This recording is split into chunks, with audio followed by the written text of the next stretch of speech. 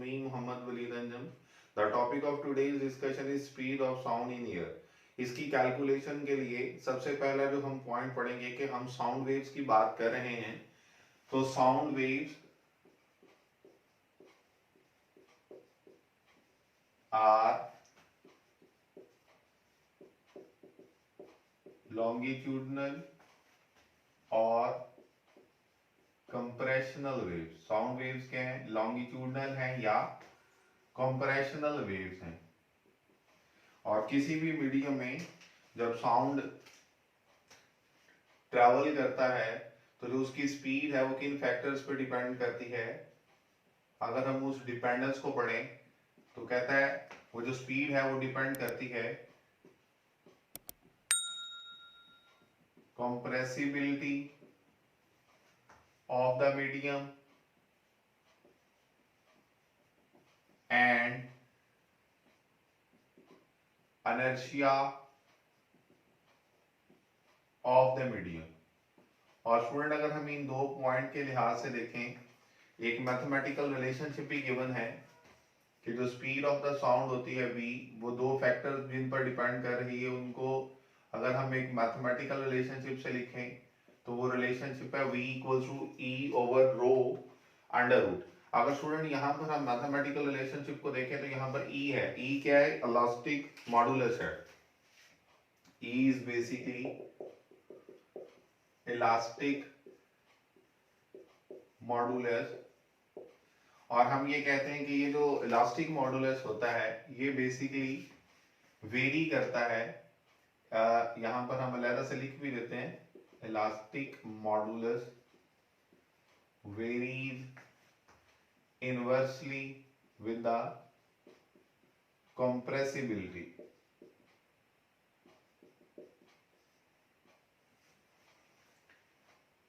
इसी तरह से हम लोगों ने स्टूडेंट ये रिलेशनशिप भी पढ़ा हुआ है कि जो डेंसिटी होती है वो किसके इक्वल होती है? मास पर यूनिट वॉल्यूम। तो स्टूडेंट मास के बारे में हम ये पढ़ चुके हैं कि किसी भी बॉडी का जो मास है वो डिफाइन करता है कि उसका इनर्शिया कितना है। तो इन शॉर्ट हम ये कह सकते हैं क्योंकि मास जो है वो हमें इंडिकेशन करता है, मैं यहां से लिख देता हूं,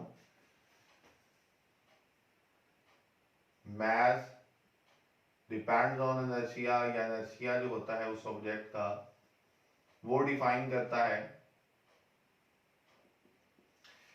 हमारे पास इस रिजल्ट को इस बुनियाद पर हम ये कह सकते हैं कि जो हमने यहाँ पे रिलेशनशिप लिखा है उसमें इस रिलेशनशिप के मुताबिक E जो मॉडुलस ऑफ इलास्टिसिटी है वो चूंकि कंप्रेसिबिलिटी के इनवर्सली प्रोपोर्शनल है तो इसलिए यहाँ पर उसने कंप्रेसिबिलिटी की फॉर्म में उसको डिपेंडेंस वाले फैक्टर में एक्सप्लेन किया है।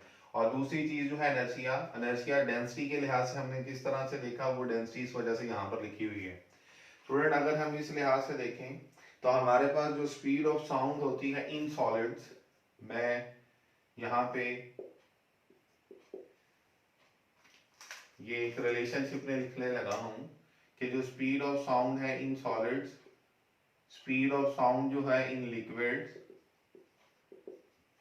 और speed of sound in gases. Student अगर हम इस रिलेशनशिप में देखें तो जो सॉलिड है इसमें स्पीड सबसे ज्यादा होती है साउंड की, और उसके बाद लिक्विड्स में, और उसके बाद गैसेस में। अगर इस लिहाज से हम देखें तो हम ये रिलेशनशिप किस तरह से डिफाइन करते हैं, चूंकि जो हमारे पास सॉलिड्स होते हैं उनमें पार्टिकल्स एक दूसरे के बहुत करीब होते हैं और वो किसी भी डिस्टरबेंस को बहुत जल्दी हम कहते हैं रिस्पॉन्ड करते हैं, और जो एनर्जी ट्रांसफॉर्मिंग प्रोसेसेस होते हैं वो बहुत जल्दी होते हैं, या एनर्जी जो ट्रांसफर हो रही होती है वो बहुत जल्दी होती है। तो हम कहते हैं speed of sound in solids इसलिए ज्यादा होती है। और इसी तरह से अगर हम बात करें गैसेस की तो हम कहते हैं गैसेस बहुत ज्यादा कंप्रेसिबल होती हैं, उन्हें बहुत आसानी से हम कहते हैं कंप्रेस किया जा सकता है क्योंकि उनके दरमियान फासला बहुत ज्यादा होता है। तो जिसकी कंप्रेसिबिलिटी ज्यादा होगी उसका मॉडुलस ऑफ इलास्टिसिटी कम होगा, और जिसका इलास्टिक मॉडुलस कम होगा हम ये कहते हैं कि हमारे पास वहां स्पीड भी फिर क्या होगी? कम होगी। हम इस लिहाज से अगर दूसरे पॉइंट को देखें कि जो डेंसिटी है डेंसिटी तो हमारे पास अगर सिर्फ डेंसिटी के लिहाज से मास और वॉल्यूम के फैक्टर को देखें तो जो सॉलिड्स होते हैं स्टूडेंट उनका तो मास भी ज्यादा होता है, तो हम कह सकते हैं कि डेंसिटी चूंकि ज्यादा है सॉलिड्स की, इस लिहाज से हम कह सकते हैं कि जो स्पीड है वो तो डेंसिटी के स्क्वायर रूट के इनवर्सली प्रोपोर्शनल है, तो लिहाजा हमारे पास सॉलिड के अंदर स्पीड कम होगी। ऐसा नहीं होता क्योंकि ये सिर्फ डेंसिटी पर ही डिपेंडेंट नहीं है, ये मॉडुलस ऑफ इलास्टिसिटी पर भी डिपेंडेंट है। और हमारी एक्सरसाइज में एक शॉर्ट आंसर क्वेश्चन भी है जिसमें हम ये बताते हैं कि जो modulus of elasticity of the solid that is much much greater than the gases as compare to the density of the solid. तो लिहाजा इस लिहाज से हमारा ये रिजल्ट बन जाता है और इस रिजल्ट को हम यहाँ पर लिख भी चुके हैं। स्टूडेंट अगर इस रिजल्ट के लिहाज से स्पीड ऑफ द साउंड को कैलकुलेट किया जाए इन एयर के अंदर, तो सबसे पहले न्यूटन ने इसके बारे में एक हमें आइडिया दिया जिसके लिहाज से हम ये कह सकते हैं कि न्यूटन ने speed of sound in air calculate करने की कोशिश की। तो न्यूटन के मुताबिक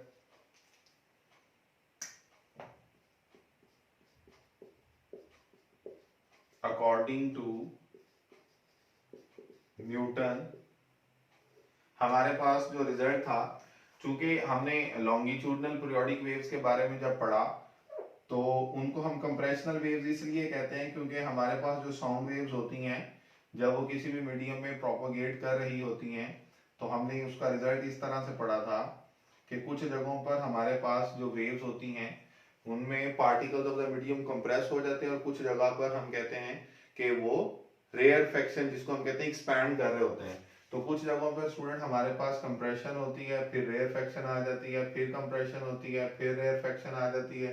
तो इन शॉर्ट हम ये कहते हैं कि अगर ये हमारे पास एक लेआउट है जिसमें हमने ये बेसिकली इंडिकेट किया है, जिसको हमने लॉन्गिट्यूडनल पीरियोडिक वेव्स में वो स्प्रिंग के साथ थ्रेड्स भी अटैच किए थे और थ्रेड्स जब कंप्रेशन होती है तो एक दूसरे के करीब आ जाते हैं, तो यहाँ पर उस पोर्शन को रिप्रेजेंट करने के लिए हम ये कहते हैं कि ये कंप्रेशन है, ये रेयरफेक्शन है, ये कंप्रेशन है, ये रेयरफेक्शन है।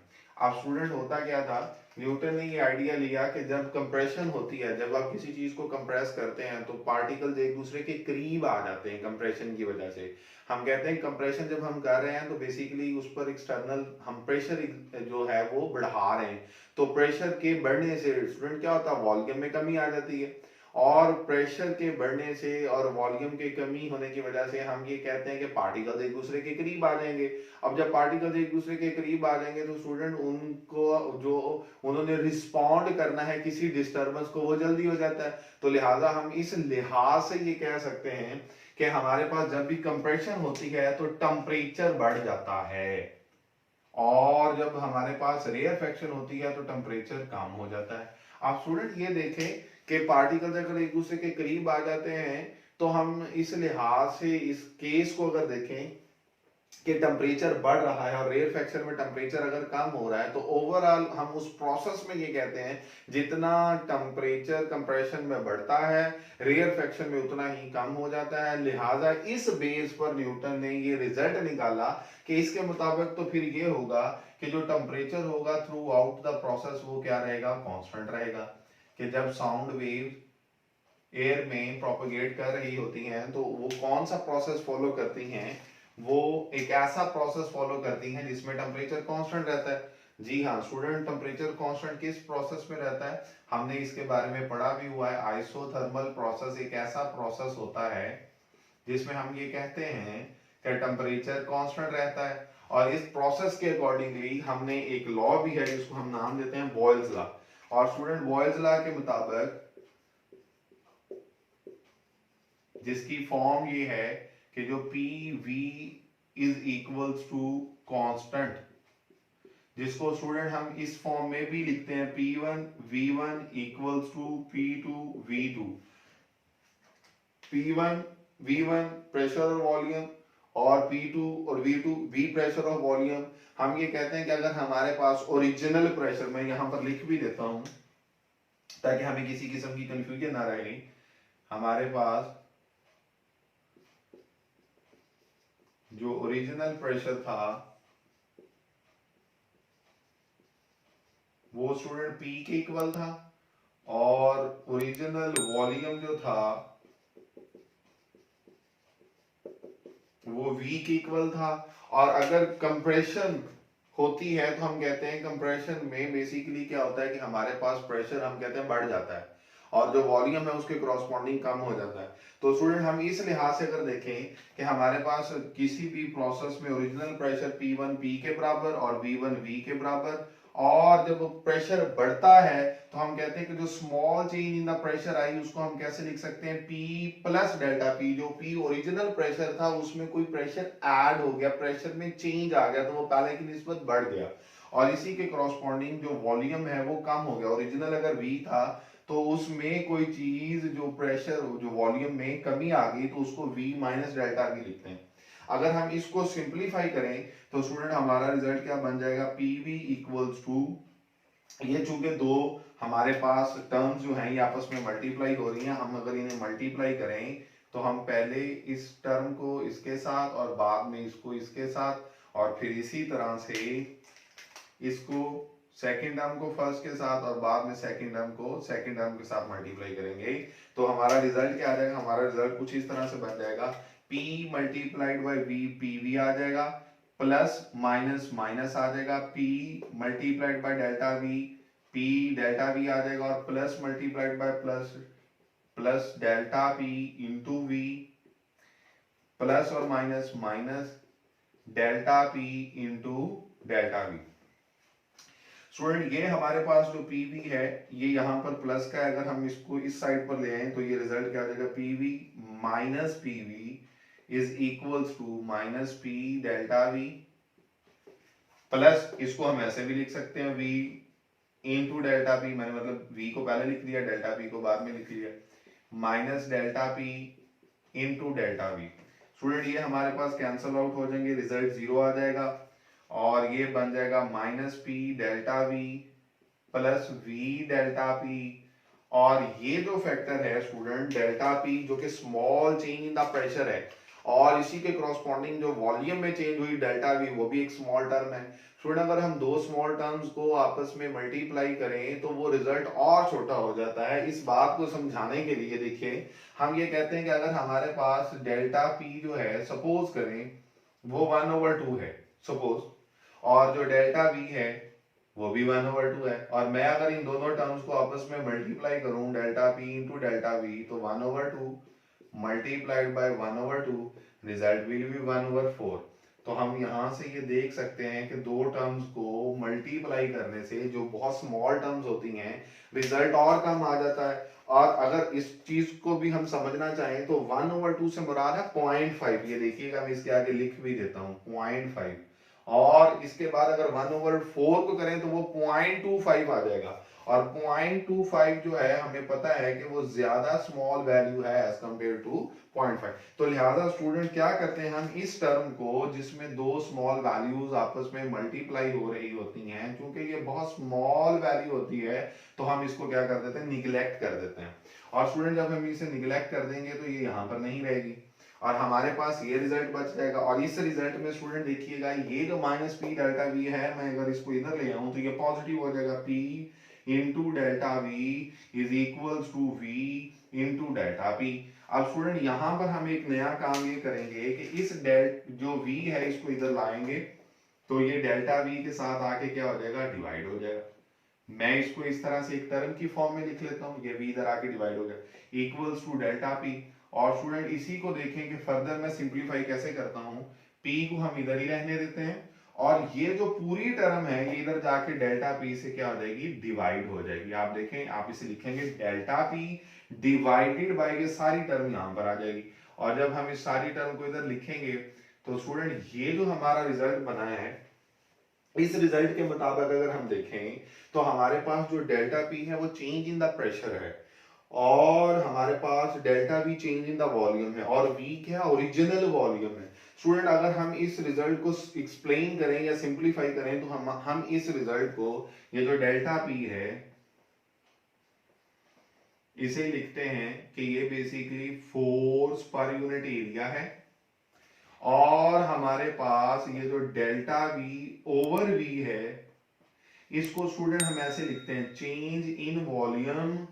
डेल्टा V से मुराद ही चेंज इन वॉल्यूम है, मैं उसको सिंपली वर्डली फॉर्म में लिख रहा हूं divided by original volume, change in volume divided by original volume. और स्टूडेंट बड़ी इंपॉर्टेंट बात है कि ये जो डेल्टा पी था जिसको हमने एफ ओवर ए लिखा है स्टूडेंट, इसको हम स्ट्रेस का भी नाम देते हैं, और स्ट्रेस को रिप्रेजेंट किससे करते हैं, सिग्मा से रिप्रेजेंट करते हैं। तो ये देखिए मैंने इसको लिख दिया, और इसी के corresponding change in volume over original volume को स्टूडेंट हम स्ट्रेन लिखते हैं, और स्ट्रेन को हम कहते हैं कि ये change in volume over original volume है। ये हमारा रिजल्ट है। अगर मैं इस रिजल्ट के लिहाज से इस इक्वेशन को देखूं, मैं इस इक्वेशन को नाम देता हूं इक्वेशन नंबर 2 का। मैं कहूं कि अगर मैं इस इक्वेशन नंबर 2 को देख रहा हूं तो स्टूडेंट क्या मैं इस इक्वेशन में डेल्टा पी की जगह पर स्ट्रेस लिख सकता हूं और डेल्टा वी ओवर वी की जगह पर स्ट्रेन लिख सकता हूं। अगर हम ये लिखेंगे तो हमारा रिजल्ट क्या बन जाएगा, हमारा रिजल्ट बन जाएगा P is equals to stress over strain. देखिए ना, मैंने कहा F ओवर A या डेल्टा P स्ट्रेस है तो इसकी जगह पर मैंने स्ट्रेस लिख दिया, डेल्टा V ओवर V को मैंने कहा स्ट्रेन है तो मैंने इसकी जगह पर स्ट्रेन लिख दिया। तो स्ट्रेस ओवर स्ट्रेन की जो रेशो होती है ये मॉडुलस ऑफ इलास्टिसिटी होती है, और हम इसके बारे में अभी डिस्कशन करते हैं। जी स्टूडेंट, हम यहाँ से स्टार्ट करते हैं। हमारे पास ये देखें, स्ट्रेस ओवर स्ट्रेन की जगह पर हम क्या लिख सकते हैं, मॉडुलस ऑफ इलास्टिसिटी लिख सकते हैं। ये इलास्टिक मॉडुलस के इक्वल होता है। स्टूडेंट अगर इस रिजल्ट को हम देखें तो जो इक्वेशन नंबर 1 थी जिसमें हमने लिखा था v equals to E over rho square root, हम ई की जगह पर यहां से अगर देखें तो क्या लिख सकते हैं, प्रेशर लिख सकते हैं, और हमारा जो रिजल्ट बन जाएगा वो बन जाएगा v equals to p over rho. अब ये हमारे पास जो p है ये प्रेशर है, और इसकी वैल्यू स्टूडेंट अगर इस इक्वेशन में हम वैल्यूज पुट करें तो हमारे पास जो प्रेशर है उसकी वैल्यू कितनी है, 101,325 न्यूटन मीटर पर स्क्वायर। और इसी तरह से जो डेंसिटी है अगर हम उसकी वैल्यू लिखें तो वो 1.29 किलोग्राम पर क्यूबिक मीटर। हम स्टूडेंट इस वैल्यूज को, ये दोनों वैल्यूज जो हैं अगर इस रिलेशनशिप में पुट करें तो हमारे पास जो स्पीड ऑफ द साउंड का रिजल्ट आता है वो आ जाता है 280 मीटर पर सेकेंड। ये वो रिजल्ट है जो न्यूटन की इस थ्योरी की बेस पर था, जिसमें या इस अजम्पशन की बेस पर था जिसके अकॉर्डिंगली ये था कि कंप्रेशन और एयर फ्रैक्शन में टेम्परेचर कांस्टेंट रहता है। स्टूडेंट ये हमारी कैलकुलेटेड वैल्यू नहीं है, ये तो हमारी थ्योरेटिकल वैल्यू है। और जब speed of the sound in air को कैलकुलेट किया गया तो जो उसका एक्सपेरिमेंटल रिजल्ट है वो था 332 मीटर पर सेकेंड।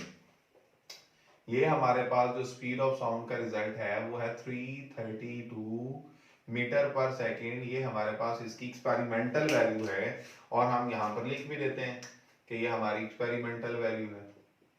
अब अगर हम इस एक्सपेरिमेंटल वैल्यू को देखें तो हमारे पास स्टूडेंट जो रिजल्ट आया है जो न्यूटन की बेस के जो अजम्पशन थी उसके मुताबिक था, तो इन दोनों में तो डिफरेंस है। इसका मतलब अगर इन दोनों में डिफरेंस है तो इनमें कुछ ना कुछ एरर है, और वो एरर हम कहते हैं कि कितने परसेंट है। उस एरर को अगर हम कैलकुलेट करें तो जो हमारी रिजल्ट की वैल्यू है उसमें 16% एरर है। तो इसका मतलब there must be something wrong about the assumption which was taken by the Newton। तो इस assumption को करेक्ट करने के लिए हम एक करेक्शन पढ़ते हैं जिसे नाम दिया जाता है Laplace correction.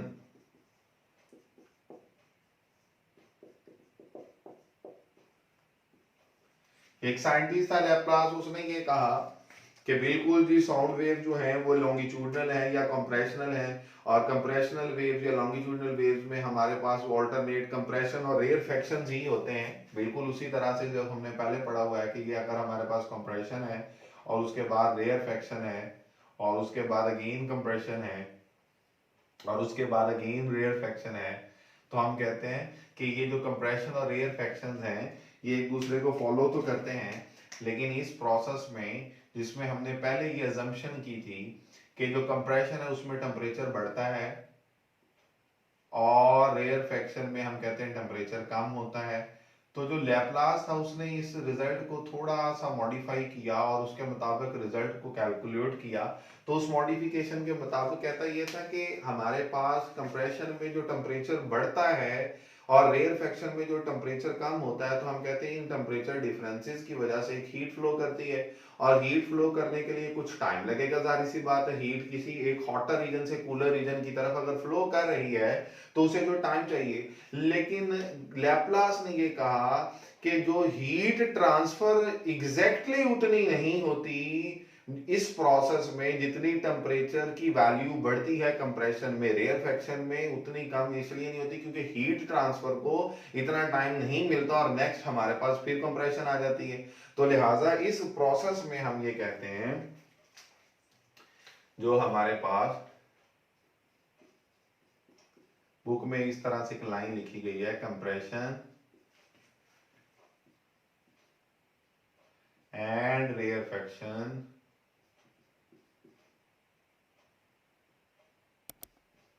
occurs so rapidly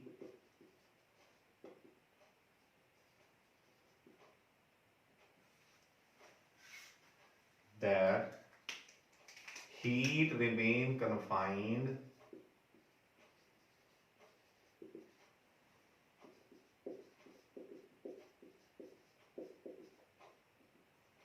to the respective regions, और अगर उन रिस्पेक्टिव रीजन्स में ही रहती है तो हम ये कह सकते हैं कि हमारे पास जो हीट है फिर वो कांस्टेंट होगी। और स्टूडेंट इसके बारे में भी हमने पढ़ा हुआ है, ये कौन सा प्रोसेस है जिसमें हीट कांस्टेंट रहती है? तो हम कहते हैं स्टूडेंट ये कौन सा प्रोसेस है? एडियाबैटिक प्रोसेस है, जिस प्रोसेस में हम कहते हैं कि नो हीट एंटर्स और लीव द सिस्टम। तो हम ये कहते हैं कि कंप्रेशन के अंदर जो हीट है वो उसी के अंदर कन्फाइंड रहती है, और रेयरफेक्शन में जो हीट है वो उसी के अंदर कन्फाइंड रहती है, और ओवरऑल हम कहते हैं हीट कांस्टेंट रहती है। और ये प्रोसेस क्या बन जाता है? एडियाबैटिक प्रोसेस बन जाता है। और स्टूडेंट एडियाबैटिक प्रोसेस जो है उसकी जो फॉर्म है वो है पी वी की power gamma equals to constant. अगर यहां से देखें तो ये जो गैमा है ये बेसिकली क्या है? ये रेशो है, किसकी रेशो है? Molar specific heat at constant volume, constant pressure divided by molar specific heat at constant volume.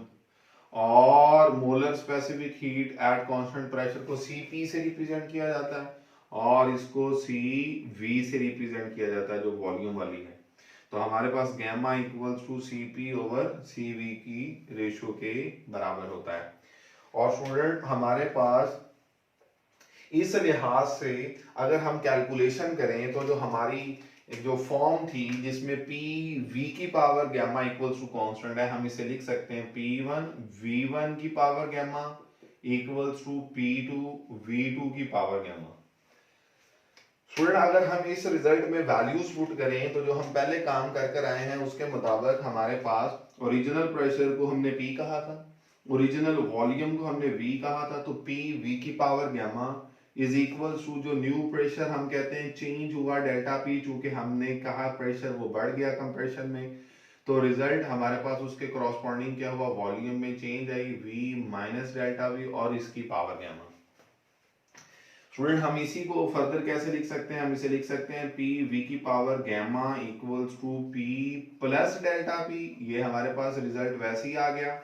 और इस रिजल्ट में हम ये कहते हैं कि अगर हम V जो है उसको कॉमन निकालें, V को कॉमन निकालें, तो V को कॉमन निकालने का मतलब है अंदर यहां पर 1 बचा माइनस डेल्टा V, और जिस फैक्टर में वो वैल्यू जिसको हमने कॉमन निकाला होता मौजूद नहीं होती उसको फिर हम डिवाइड कर देते हैं, और स्टूडेंट इस होल की पावर गैमा आ जाएगी। V कॉमन निकाल लिया, 1 minus delta V over V, और ये पावर हमारे पास कॉमन आ गई। और इसके मुताबिक अगर हम देखें तो हम इसी रिलेशन को फर्दर लिख सकते हैं, पी वी की power gamma is equals to P plus delta P into, अब देखें v की पावर गैमा अलहदा से लिख सकते हैं हम, और 1 minus delta v over v की पावर गैमा अलहदा से लिख सकते हैं। तो यहां से हमारी जो कैलकुलेशन है वो थोड़ी सिंप्लीफाइड हो जाएगी। कैसे कि यहाँ v की पावर गैमा और यहाँ v की पावर गैमा ये कैंसल आउट हो जाएगी इक्वेशन की दोनों साइड पर, और जो रिजल्ट बचेगा स्टूडेंट वो क्या बच जाएगा, p is equal to p plus delta p into v की बजाय v की पावर गैमा कैंसिल होगी तो वहां पर बचा 1 minus delta v, 1 minus delta v over v की पावर गैमा। अगर हम इस रिजल्ट को देखें और इस रिजल्ट में ये जो हमारे पास स्टूडेंट वैल्यू है, हमारे पास इसको नाम दिया जाता है कि हम सॉल्व करते हैं किसकी मदद से, बायनोमियल थ्योरम की मदद से, अकॉर्डिंग टू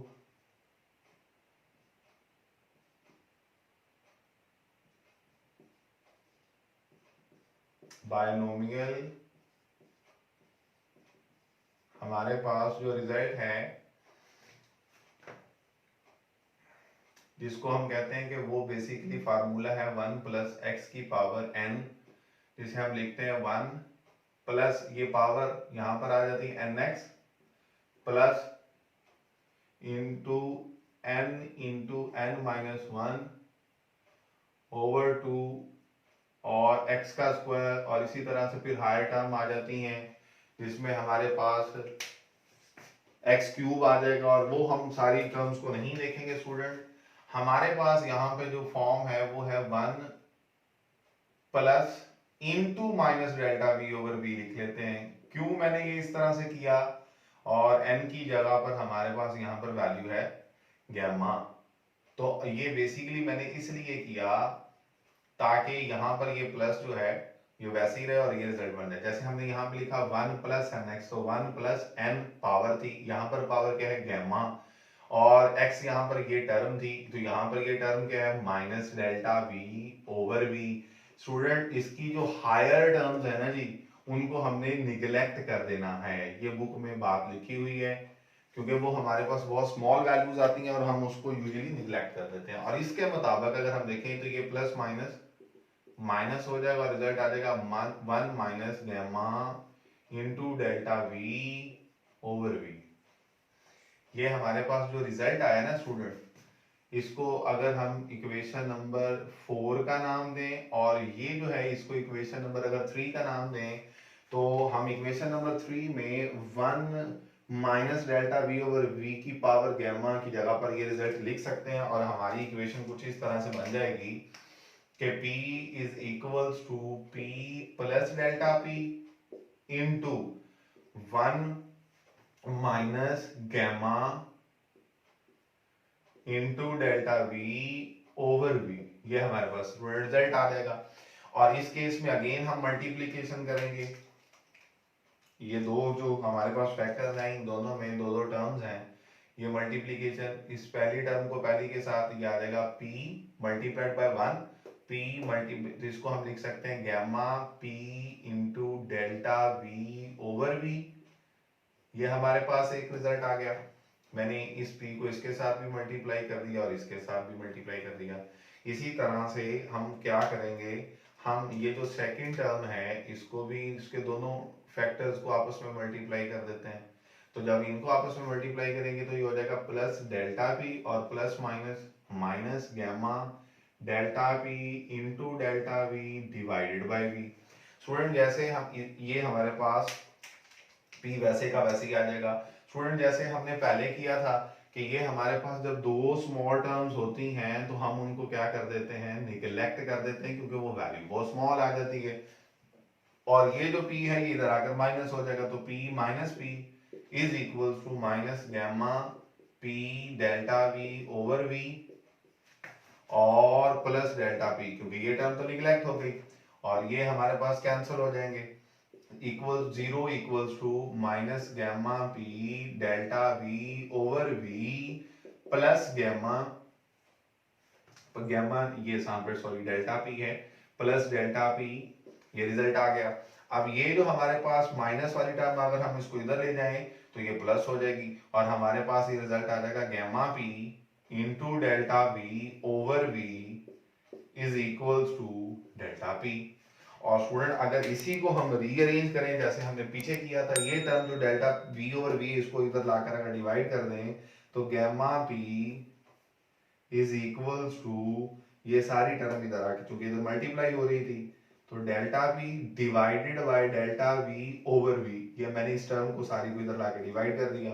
और स्टूडेंट जैसे मैंने आपको पहले पढ़ाया था कि डेल्टा पी जो है वो बेसिकली हमारे पास स्ट्रेस है और डेल्टा वी ओवर वी की वैल्यू को हम नाम देते हैं स्ट्रेन का। तो हमारे पास स्ट्रेस ओवर स्ट्रेन के रिजल्ट को हमने क्या कहा था, मॉडुलस ऑफ इलास्टिसिटी। तो ये हमारे पास E के इक्वल आ जाता है और इसमें हमारे पास जो रिजल्ट आया वो gamma P equals to E आया। ये हमारे पास लैप्लास का रिजल्ट था, इसके मुताबिक E किसके इक्वल आया, गैमा पी के इक्वल आया और इस इक्वेशन को हम इक्वेशन नंबर 5 का नाम देते हैं। स्टूडेंट ये जो E equals to gamma P है, मैं अगर इसकी वैल्यू इक्वेशन नंबर 1 में पुट करूं जो कि क्या थी, V is equals to E over rho और इसका स्क्वायर रूट। अब देखिएगा मैं E की जगह पर इक्वेशन नंबर 5 के मुताबिक क्या लिख सकता हूं, gamma P divided by rho. Student हमारे पास इसी रिजल्ट को हम फर्दर कैसे लिख सकते हैं, गैमा का स्क्वायर रूट अलग से ले लेते हैं और P ओवर रो का स्क्वायर रूट अलग से ले लेते हैं। ये मैंने क्यों किया, ये मैंने इसलिए किया क्योंकि हमारे पास गैमा का स्क्वायर रूट तो वैसे ही आ जाएगा और ये जो टर्म है P ओवर रो, इसका रिजल्ट स्टूडेंट हम P ओवर रो का रिजल्ट यहां से निकाल चुके हैं और इसकी वैल्यू कितनी आई थी, इसकी वैल्यू आई थी 280 मीटर पर सेकेंड, हमारे पास ये वैल्यू आई थी। अब गैमा क्या चीज है स्टूडेंट, हमारी बुक पर टेबल बना हुआ है, गैमा चूंकि हमने यहाँ पर पढ़ भी लिया है Cp ओवर Cv की रेशो है और हम कहते हैं कि हमारे पास उस टेबल में मोनोटॉमिक गैसेस, डायटॉमिक गैसेस और पॉलीटॉमिक गैसेस की बात की गई है और उनकी वैल्यूज भी दी गई हैं। तो हमारे पास यहाँ पर हम एयर को कंसीडर कर रहे हैं कि वो डायटॉमिक है और डायटॉमिक का वहां पर गैमा की वैल्यू को अगर हम देखें, मैं यहां पे लिख भी देता हूं, फॉर डायटॉमिक हमारे पास जो गैमा होता है उसकी वैल्यू क्या होती है 1.40। स्टूडेंट ये गैमा की वैल्यू अगर हम यहां पे पुट करें तो हमारे पास 1.40 का स्क्वायर रूट इंटू 280 और स्टूडेंट अगर हम इसको मल्टीप्लाई करेंगे ना तो हमारे पास जो रिजल्ट आ जाता है वो 333 मीटर्स पर सेकंड आ जाता है। इस रिजल्ट को अगर हम देखें 333 मीटर पर सेकंड को और जो हमारी एक्सपेरिमेंटल वैल्यू है स्पीड ऑफ द साउंड की, हम अगर इन दोनों इन एयर हम अगर इन वैल्यूज को अगर हम देखें तो ये दोनों एक दूसरे के बहुत करीब हैं। तो हम ये कहते हैं कि यहाँ पर हमें ये बात कंफर्म हो गई कि जो लैप्लास ने अजम्पशन की वो बिल्कुल ठीक है कि ये जो कंप्रेशन और रेरफैक्शन का प्रोसेस है ये बेसिकली किस प्रोसेस को फॉलो करता है, ये एडियाबैटिक प्रोसेस को फॉलो करता है और उसके मुताबिक हमारे पास ये 333 मीटर पर सेकंड आंसर आ जाता है। समटाइम स्टूडेंट ये पूछते हैं कि सर असल वैल्यू तो हमारे पास 332 थी तो यहाँ पर भी तो एरर तो है। तो हम बच्चों को बताते हैं बेटा वो स्मॉल टर्म्स जिनको हम निगलेक्ट कर चुके होते हैं चाहे उनकी वैल्यूज कितनी ही छोटी क्यों ना हो लेकिन वो सब मिल मिला के 1 तो बन सकती है ना। तो लिहाजा हम ये यहाँ पे रिजल्ट कहते हैं जिन वैल्यूज को निगलेक्ट हमने किया होता है अगर उनको भी निगलेक्ट ना करें तो हमारे पास एग्जैक्टली वही रिजल्ट आ जाता है। तो स्टूडेंट आई होप कि आपको ये लेक्चर समझ आ चुका होगा, हमने इसको बड़ी डिटेल में एक्सप्लेन किया है। तो please don't forget to like and subscribe my channel. Thank you very much and keep good care of yourself. Allah Hafiz.